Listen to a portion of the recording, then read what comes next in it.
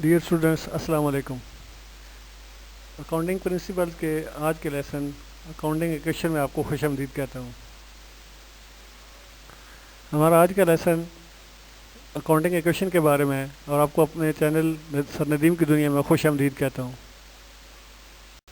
Accounting equation से accounting सीखने की इब्तदा होती है। जिस तरह किसी केमिकल इक्वेशन को रिप्रेजेंट करने के लिए केमिकल इक्वेशन लिखी जाती है, इसी तरह अकाउंटिंग चेन को रिप्रेजेंट करने के लिए अकाउंटिंग इक्वेशन लिखी जाती है।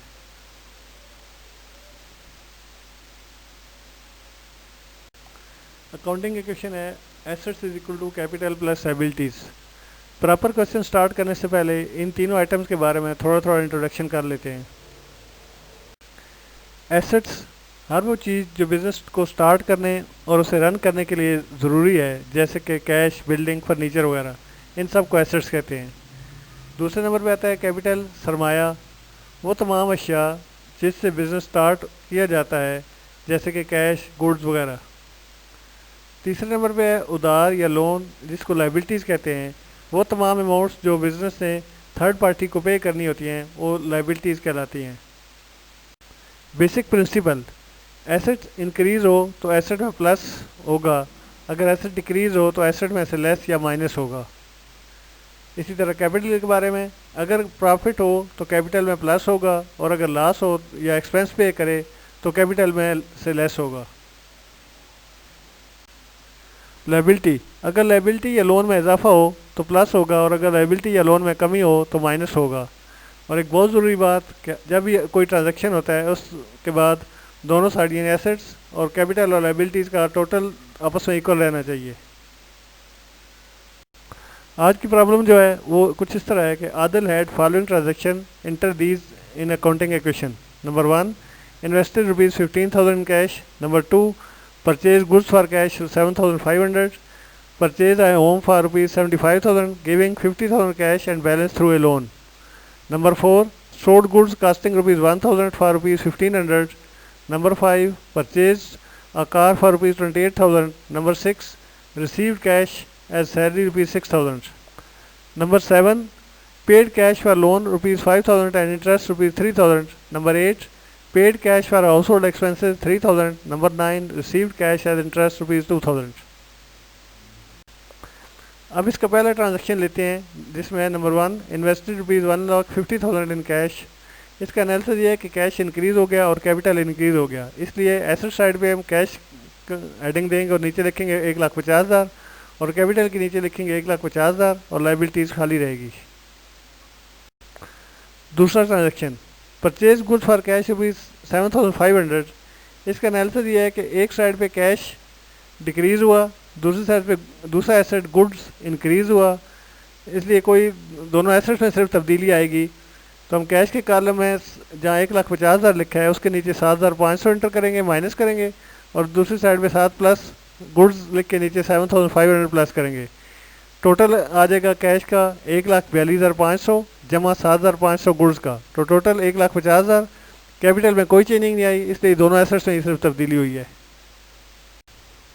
Transaction 3, purchase home for ₹75,000, giving 50,000 cash balance through loan, और बैलेंस जो है वो लोन की शक्ल में पे किया। तो इसका एनालिसिस ये है कि न्यू एसेट होम प्लस हुआ, एक एसेट कैश माइनस होगा, और लायबिलिटी और लोन लायबिलिटी में इंक्रीज़ हुई है क्योंकि लोन में इजाफा हुआ है। यानी तीन चीज़ें इफेक्ट होंगी, एक एसेट कैश इफेक्ट होगा, उसमें लेस होगा, दूसरा एसेट के होम प्लस होगा, और तीसरी चीज़ लायबिलिटी में से माइनस होगा, लायबिलिटी में प्लस होगा। इस ट्रांजैक्शन में को जब हम अकाउंटिंग इक्वेशन में एंटर करेंगे तो अब हमारे पास लेफ़्ट साइड पे 3 आइटम आ गए हैं। नंबर 1, कैश, जिसमें पहले 1,50,000 था, फिर 7,500 लेस हुआ, अब मज़ीद उसमें से 50,000 लेस हो गया, तो बाकी बच गया 92,500। गुड्स का पहले 7,500 था, वो सेम रहा। होम का पहले अमाउंट नहीं थी, अब उसकी 75,000 आ गई, तो टोटल मिला के 1,75,000 बन गया। अब दूसरी साइड पे राइट साइड पे चलें तो वहाँ पे कैपिटल पहले हमारे पास 1,50,000 था, लायबिलिटी नहीं थी, अब लायबिलिटी उसमें ऐड हो गई 25,000, तो टोटल लायबिलिटी और कैपिटल मिला के 1,75,000। यहाँ तक अकाउंटिंग इक्वेशन हमारी बैलेंस रही है जी। अब हमारा चौथा ट्रांजैक्शन स्टार्ट होता है। Sold goods casting ₹1000 for ₹1500। इसका एनालिसिस ये है कि एसेट्स गुड्स डिक्रीज हुआ, उसमें से 1000 माइनस होगा और कैश में प्लस हुआ 1500 और प्रॉफिट में 500 बना। वो कैसे कि प्रॉफिट में से जो उसकी कास्ट थी वो 1000 थी और चीज़ हमने बेची 1500 की, तो 500 जो है कैपिटल में प्लस होगा क्योंकि वो प्रॉफिट हुआ। अब हम इसको अकाउंटिंग इक्वेशन में एंटर करते हैं। अकाउंटिंग इक्वेशन लेफ्ट साइड पे देखें, कैश गुड्स और होम था। अब कैश के नीचे हमने 1500 प्लस कर दिया है, गुड्स के नीचे 1000 लेस कर दिया और कैपिटल के नीचे 500 प्लस कर दिया।